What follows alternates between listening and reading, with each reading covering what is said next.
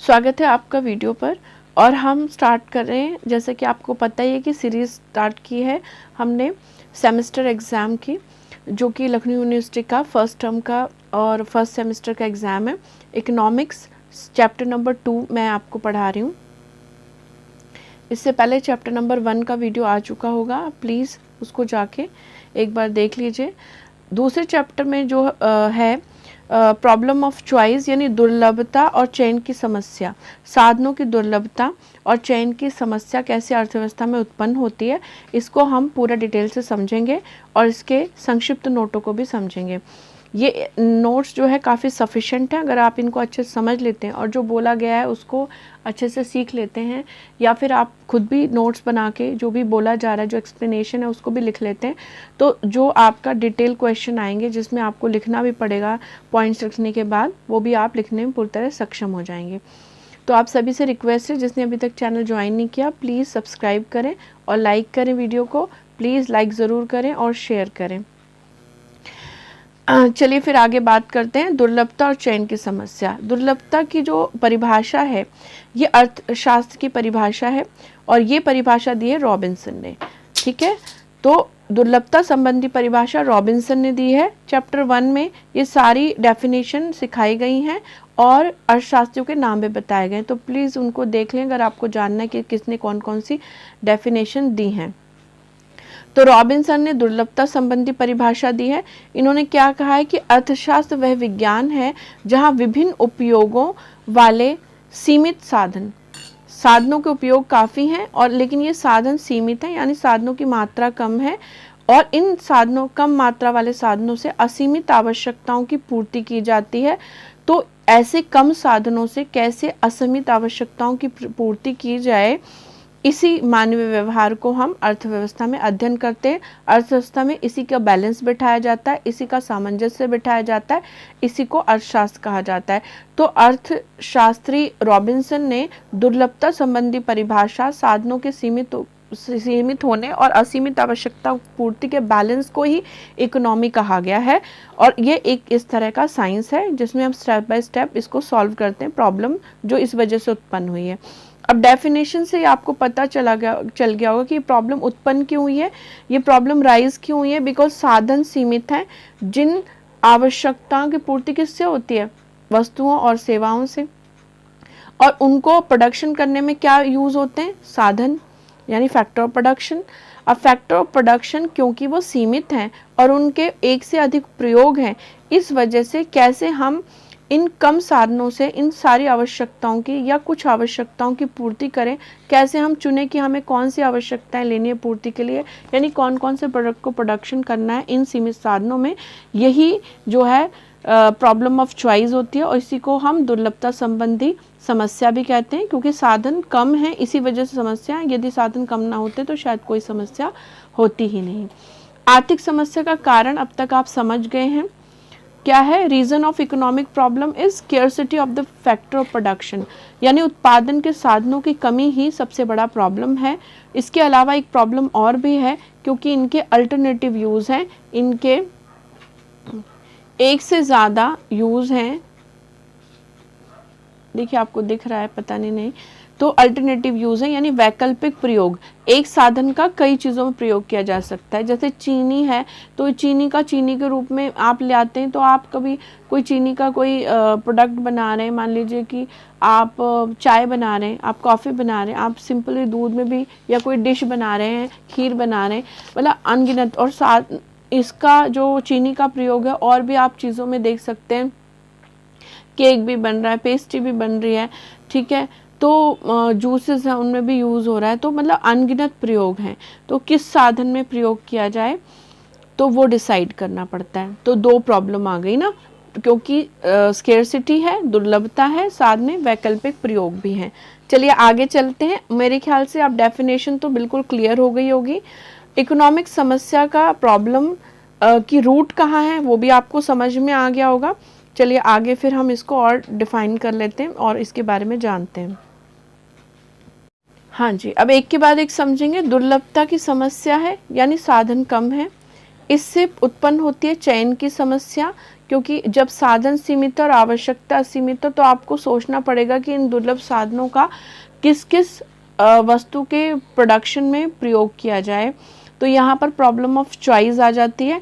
अब अगर कोई ये क्वेश्चन पूछता है कि प्रॉब्लम ऑफ चॉइस क्या है, तो आप बता सकते हैं कि साधन सीमित हैं और आवश्यकता असीमित हैं, और साधनों के वैकल्पिक प्रयोग हैं, और आवश्यकताओं की जो क्या कहते हैं इम्पोर्टेंस है वो भी कम ज़्यादा है। कोई आवश्यकता बहुत ज़रूरी है प्रयोग करना, कोई कम ज़रूरी है। इस वजह से ये जो एडजस्टमेंट बिठानी पड़ती है, ये जो चुनाव करना पड़ता है कि किसको चुने किसको छोड़ें, इसी को ही प्रॉब्लम ऑफ चॉइस कहा जाता है। ठीक है, इस सामंजस्य बिठाने को, और प्रॉब्लम ऑफ चॉइस के पॉइंट्स तो मैंने पहले बोल ही दिए हैं, तो आपको समझ में आ गया होगा। तो इससे प्रॉब्लम ऑफ चॉइस जो है अराइज हो जाती है। अब problem of choice related to the scarcity of production of the factor, आर्थिक समस्या भी इसी से उत्पन्न है, scarcity of factor of production, और प्रॉब्लम ऑफ चॉइस भी इसी से रिलेटेड है। और सच पूछें तो इकोनॉमी का जो सारा प्रॉब्लम ही वो प्रॉब्लम ऑफ चॉइस ही है, और जिसका रूट कॉज है scarcity of factor of production.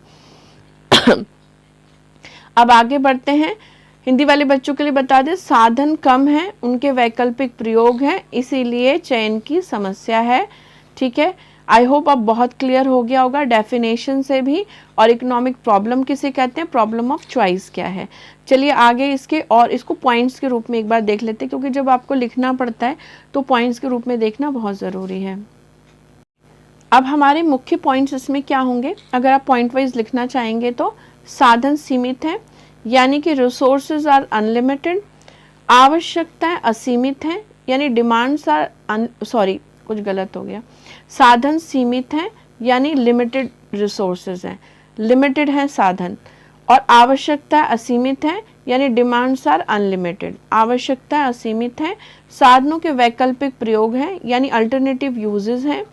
इसके अलावा चयन की समस्या इस वजह से उत्पन्न होती है, और इसे ही हम प्रॉब्लम ऑफ चॉइस कहते हैं। ये तीनों कारण हैं प्रॉब्लम ऑफ चॉइस होने के, और अगर हम पॉइंट्स में शामिल करेंगे कि भाई किस किस वजह से प्रॉब्लम शुरू होती है, तो ये चारों पॉइंट्स आप लिख सकते हैं। चलिए अब बात आती है कि अगर आपको बोले दुर्लभता संबंधी समस्या क्या है, वो आपको समझ में आ गया। प्रॉब्लम ऑफ चॉइस राइज की होती है, वो भी आपको समझ में आ गया। पॉइंट वाइज कैसे लिखते हैं ये भी आपको पता चल गया। अब अगर कोई ये पूछता है कि अर्थव्यवस्था में किस किस स्तर पर आपको ये प्रॉब्लम ऑफ चॉइस आती है, किस किस स्तर पर आपको प्रॉब्लम ऑफ चॉइस सॉल्व करनी पड़ती है, तो देखिए कौन कौन से स्तर पर प्रॉब्लम ऑफ चॉइस आती है। सारे स्तर हैं। उत्पादन करने के स्तर पर, अगर आप एक प्रोडक्शन हाउस हैं यानी एक फर्म है जिसमें किसी भी वस्तु का उत्पादन हो रहा है, चाहे वो खाने पीने की वस्तु है, कोल्ड ड्रिंक है, या कोई बिस्किट है, या कपड़ा उद्योग है, कोई भी उद्योग है, तो वहाँ पर भी आपको ये प्रॉब्लम ऑफ चॉइस से जूझना पड़ता है, क्योंकि वहाँ पर जो साधन है और जो आपको उत्पादन करना है, तो साधन सीमित होंगे और उनके वैकल्पिक प्रयोग होंगे, लेकिन आप किधर लगाएं किधर नहीं लगाएं और किस रेशो में लगाएं। जैसे कि प्रोडक्शन में आपको मशीन भी लगा सकते हो, आप लेबर भी लगा सकते हो, तब भी आपका प्रोडक्शन होगा। तो मशीन ज़्यादा लगाएं, लेबर कम लगाएं, या लेबर ज़्यादा लगाएं, मशीन कम लगाएं। इसके अलावा वहाँ पर कलर्स की भी कि कौन सा कलर आपको अवेलेबल है, कौन सा मार्केट में प्रिवेलिंग है, तो प्रॉब्लम ऑफ चॉइस भी आ जाती है वहाँ पर। तो ये है। इसके अलावा कहाँ पर, राष्ट्रीय स्तर पर भी आपको एक सरकार को भी, गवर्नमेंट को भी ये प्रॉब्लम ऑफ चॉइस सॉल्व करनी पड़ती है, क्योंकि उनके पास बहुत तरह के उद्योग हैं, कुछ तो पब्लिक सेक्टर के, कुछ प्राइवेट सेक्टर के हैं। अब साधनों का बंटवारा जब होता है तो वो प्राइवेट सेक्टर में भी साधनों को लगाना पड़ता है और पब्लिक सेक्टर में भी। अब आवश्यकता सीमित है, साधन सीमित है, तो किस आवश्यकता को की पूर्ति को गवर्नमेंट प्रेफरेंस दे। जैसे गवर्नमेंट को सड़कें भी बनानी है, गवर्नमेंट को एनवायरनमेंट का भी ख्याल रखना है, गवर्नमेंट को लोगों को जो जैसे डिफरेंट टाइप, जैसे वृद्धावस्था पेंशन, ये सब डिफरेंट टाइप के भत्ते भी देने हैं। इसके अलावा गवर्नमेंट को जितनी भी एडमिनिस्ट्रेटिव सर्विस है उसमें भी पैसा लगाना है।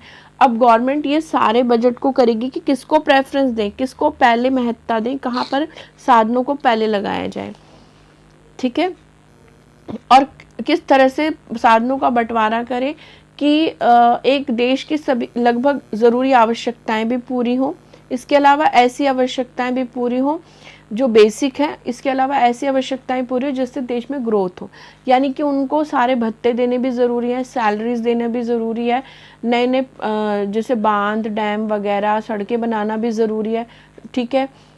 लेकिन ये सब ज़रूरी है, ग्रोथ की चीज़ों पे भी ध्यान देना ज़रूरी है और बेसिक अम्यूनिटीज़ पे भी ध्यान देना ज़रूरी है। तो किसको प्रायोरिटी दे, वो ये गवर्नमेंट को देखना पड़ता है। तो आई होप क्लियर हुआ होगा यहाँ तक। उसके बाद उपभोक्ता के स्तर पर, अब ऐसा नहीं कि सिर्फ एक प्रोडक्शन हाउस और एक गवर्नमेंट ही प्रॉब्लम को सॉल्व करेगी, एक उपभोक्ता के स्तर पर हम सबको भी अपनी प्रॉब्लम ऑफ चॉइस से जूझना पड़ता है। उसकी वजह यह है क्योंकि हमारे पास भी जो हमारी आवश्यकता की पूर्ति किससे होती है, हमारी आवश्यकता की पूर्ति के लिए हमारे पास एक साधन है जिसे कहा जाता है इनकम, ठीक है। इससे हम सारी आवश्यकताओं की पूर्ति करते हैं क्योंकि ये हमारी परचेजिंग पावर है। अब ये जो है इनकम, ये सीमित है और आवश्यकताओं की तो कोई सीमा ही नहीं है। मतलब कुछ आवश्यकताएं बेसिक है, खाना, रोटी, कपड़ा, मकान, इसके अलावा शौक हैं, फैशन की चीज़ें हैं और भी बहुत सारी सामाजिक जिम्मेदारियां होती हैं। तो उपभोक्ता के पास भी बहुत सारी आवश्यकताएं हैं और आवश्यकताओं की इंटेंसिटी कम ज़्यादा हो सकती है कि पहले आपकी प्रेफरेंस रोटी, कपड़ा, मकान ही होगी ऑब्वियसली, फिर किस आवश्यकता की ज़्यादा ज़रूरत है तो उसको अपनी सीमित साधन यानी कि सीमित इनकम में ये सोचना पड़ता है कि मैं अपना बजट कैसे निर्धारित करूं कि लगभग बेसिक ज़रूरतों से आगे बढ़कर कुछ और भी ज़रूरतें पूरी कर पाऊं, सेविंग भी कर पाऊं। तो उपभोक्ता को भी प्रॉब्लम ऑफ चॉइस देखनी पड़ती है। इसके अलावा अंतर्राष्ट्रीय स्तर पर भी जो इंटरनेशनल मार्केट में उद्योग लगे हुए हैं, जो एक देश से दूसरे देश में सामान बेचते हैं, उनको भी प्रॉब्लम ऑफ चॉइस करना पड़ता है बिकॉज सभी देशों में कुछ ना कुछ चीज़ों की डिमांड है और उन जो प्रोडक्शन हाउसेज हैं जो इंटरनेशनल लेवल पर प्रोडक्शन करते हैं उनके पास भी साधन की सीमितता है। अब वो कौन सी डिमांड पूरा करने के लिए अपने साधनों को लगाएं, उनको सोचना पड़ता है और उस तरह का प्रोडक्शन उन्हें शुरू करना पड़ता है, ठीक है। और ये इसका जो उद्देश्य कैसे होता है कि वो कौन से चीज़ का प्रोडक्शन चुने जिसमें उन्हें प्रॉफिट हो, ठीक है। भाई इतनी सारी चीज़ों में वो कौन सी चीज़ को चुने, अपने साधनों को किस चीज़ के प्रोडक्शन में लगाए जिससे उन्हें मैक्सिमम प्रॉफिट हो। तो अंतर्राष्ट्रीय स्तर पर और उत्पादन के स्तर पर तो ये चॉइस है। राष्ट्रीय स्तर पर देखें तो आर्थिक कल्याण देश का और प्रगति उनका उद्देश्य होता है, इसलिए प्रॉब्लम ऑफ चॉइस आती है। और उपभोक्ता के स्तर पर इस वजह से आती है कि उसकी सीमित इनकम में वो कैसे अपनी विभिन्न आवश्यकताओं को पूरा करे। तो सभी के पास प्रॉब्लम ऑफ चॉइस आती है हर स्तर पर। अब ये जो मैंने बोला है, मैंने पॉइंट सिर्फ लिख दिए हैं, लेकिन जो मैंने बोला है इसको आप एक्सप्लेनेशन में लिख सकते हैं, आप इसके नोट्स बना सकते हैं ताकि जब अगर आपको एक्सप्लेन करना पड़े तो ये सारी चीज़ें आप लिख सकें। इसके अलावा बुक में जो पॉइंट्स हैं वो भी लिख सकते हैं। चलिए आगे बढ़ते हैं और सीख लेते हैं और पॉइंट्स भी। अब थोड़ा सा और गहरे रूप से समझते हैं। स्केर्सिटी जो दुर्लभता की समस्या है, जो दुर्लभता है उसका प्राइस पर भी बहुत फ़र्क पड़ता है। कैसे? कीमत का संबंध दुर्लभता से होता है। जब कोई वस्तु दुर्लभ होती है तो उसकी कीमत अधिक हो जाती है और वो कम दुर्लभ होती है तो उसकी कीमत कम होती है, ये ज़रूर ध्यान रखना, ठीक है। अगर ये क्वेश्चन आता है कि प्राइस का, कीमत का संबंध किस चीज़ से है, तो कीमत का संबंध भी दुर्लभता से है। और अगर इसे प्रूव करने के लिए आता है तो आप डिफरेंट एग्जाम्पल के थ्रू भी इसे प्रूव कर सकते हैं और अपने एक्सप्लेनेशन जब भी से भी प्रूव कर सकते हैं। जब भी कोई क्वेश्चन आए ना, आपको पहले समझना चाहिए कि मुझे इसमें क्या पार्ट होते हैं। सबसे पहले आपको ना क्वेश्चन को थोड़ा सा एक्सप्लेन करना चाहिए, ठीक है। थोड़ा सा स्टार्टिंग में जब क्वेश्चन आप लिखते हैं तो थोड़ा सा उसका एक्सप्लेनेशन लिखना चाहिए, उसके बाद उसको उसके मेन पॉइंट्स लिखने चाहिए और लास्ट में आपको उस क्वेश्चन को सम अप करना चाहिए, उसका सार लिखना चाहिए। ये होता है आंसर लिखने का तरीका, ठीक है। चलिए आगे बढ़ते हैं। यहाँ पर देखिए पानी प्रचुर मात्रा में यानी कम दुर्लभ है। ऐसा नहीं कि मतलब अथाह है, कितना भी प्रयोग कर लो, मतलब दुर्लभ कम दुर्लभ है ये। मतलब नदियाँ हैं, सागर हैं, सब चीज़ें, बारिश भी होती है तो इसकी कीमत कम है। जूस से तो मैंने बोला, मैंने सॉरी, हाँ डिस्टरबेंस के लिए मैं सॉरी बोलती हूँ। चलिए आगे बढ़ते हैं।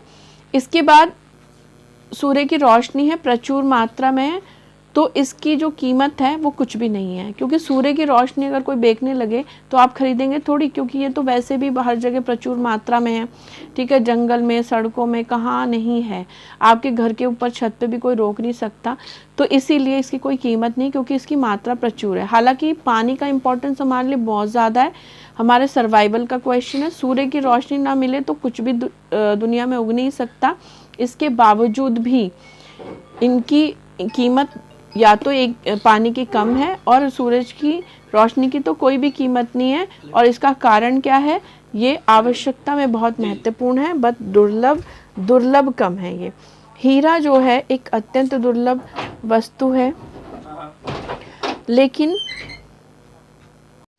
इसके अलावा हीरा अत्यंत दुर्लभ है, इसी वजह से इसकी कीमत बहुत ज़्यादा है। हालांकि हीरा एक फैशनेबल समझ लीजिए या स्टेटस सिंबल समझ लीजिए, कोई एक बेसिक ज़रूरत नहीं कि जिसके बिना जीवन नहीं यापन किया जा सकता, फिर भी इसकी कीमत बहुत ज़्यादा क्यों है, क्योंकि दुर्लभता अधिक है। इसके अलावा कोयला जो है वो भी काफ़ी ज़रूरी चीज़ें, बहुत सारे कामों में प्रयोग होता है, लेकिन कम दुर्लभ है, इसलिए कीमत भी कम है।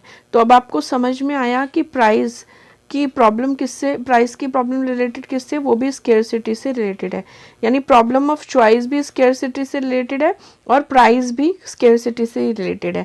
आई होप ये सारे एग्जाम्पल हैं, इनको आप अपने एक्सप्लेनेशन में जब आप लिखें ना तो कहीं कहीं प्रयोग कर सकते हैं। मैंने तो एक साथ सारे लिख दिए हैं, ठीक है, आप अपने क्वेश्चन में कहीं भी इसको एक्सप्लेन करने में प्रयोग कर सकते हैं।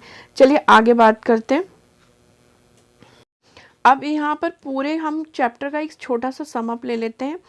साधन के महत्वपूर्ण उपयोग से ज़्यादा महत्वपूर्ण यह है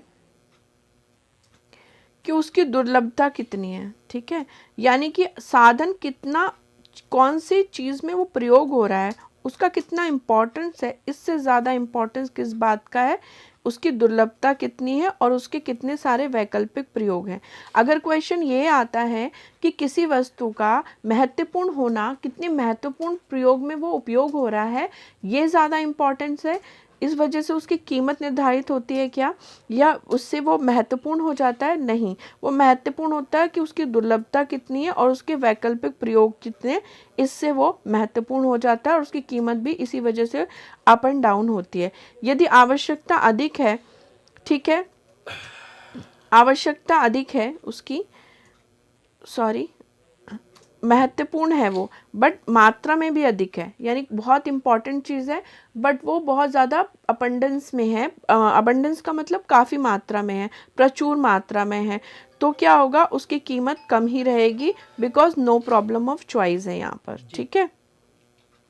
तो अब हमने समझा स्केर्सिटी ऑफ फैक्टर क्या है, अल्टरनेटिव चॉइस क्या है, क्योंकि साधन सीमित हैं और इनके अल्टरनेटिव चॉइसेस हैं, और क्या कारण है, जो हमारी वांट्स हैं, हमारी ज़रूरतें भी ऐसे नहीं सारी ज़रूरतें बराबर है, कुछ ज़्यादा महत्वपूर्ण है, कुछ कम महत्वपूर्ण ज़रूरत है, यानी इंटेंसिटी ऑफ वांट्स भी डिफरेंट है, और इन तीन वजह से शुरू होती है प्रॉब्लम ऑफ चॉइस। और प्रॉब्लम ऑफ चॉइस में से कीमत आप सॉल्व करते हैं किस चीज़ का प्रोडक्शन करें, ये इस चीज़ का सॉल्यूशन लाती है, और उसकी कीमत क्या होगी, वो उसकी स्केर्सिटी पर निर्भर करती है और उसके अल्टरनेटिव यूजेस पर निर्भर करती है। और प्रॉब्लम ऑफ चॉइस से आप सॉल्व कर पाते हैं कि कौन सी आवश्यकताओं को आप संतुष्ट करने जा रहे हो, किस वस्तु का प्रोडक्शन करने जा रहे हैं। अब आपको सारा कनेक्शन बहुत क्लियर हो गया होगा।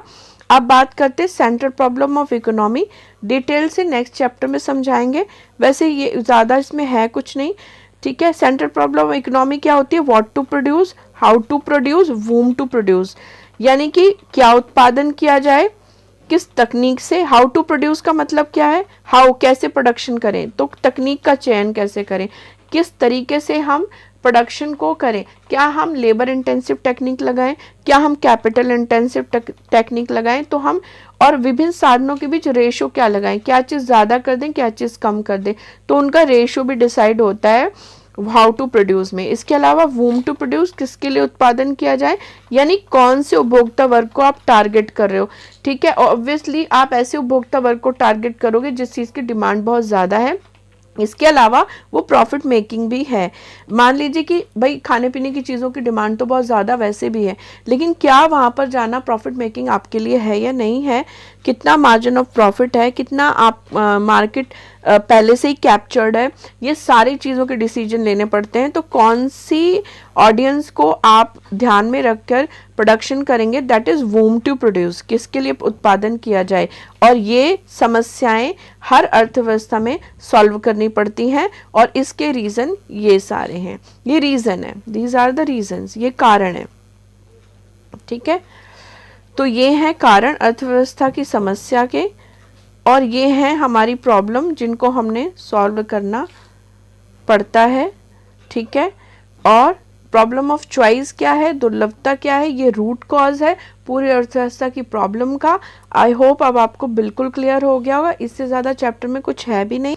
और ये बाकी आगे जब आप इकोनॉमिक्स पढ़ोगे तो ये सबके लिए एक बेस आपका बना देता है।